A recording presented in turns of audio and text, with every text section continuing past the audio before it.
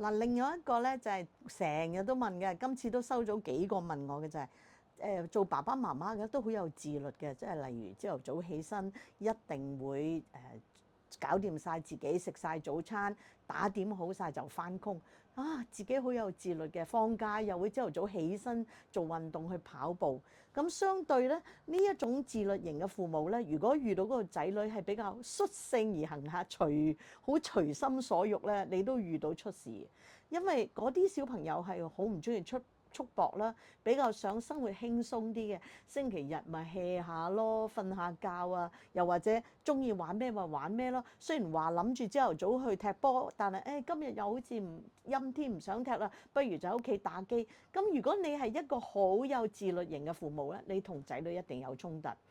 咁我覺得，如果喺做功課啊、收拾佢自己嘅嘢嘅時候咧，父母要求功課要齊整啊，間房要執得好啊，自己嘅自理能力好高咧，講嘅係規律咯，講嘅係做嘢有一定嘅原則性。但個仔女就話是但啦，OK 啦，玩完先做啦，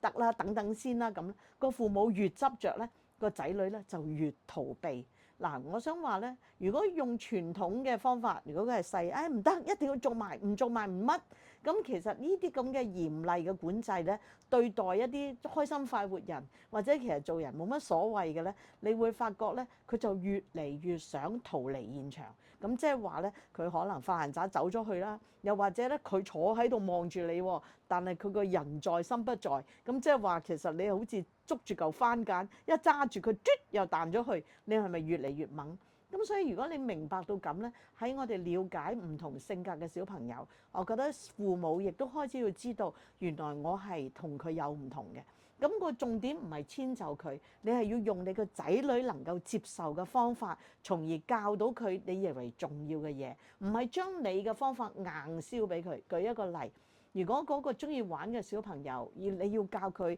做嘢有毅力，或者做完一樣嘢先可以做另外一樣嘢，可能你細細個已經係咁噶啦。當佢 hea 開咗啲玩具嘅時候呢，你一定要肯定佢，俾咗啲盒，佢執好咗，擺好咗啲嘢，先拎另外一樣嘢出嚟俾佢玩。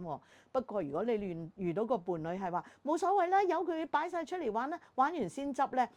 遲啲就出事啦。所以父母明白仔女嘅性格，因形施教係好重要㗎。如果唔統一口徑呢，你個小朋友就會出事，你就好嬲㗎啦。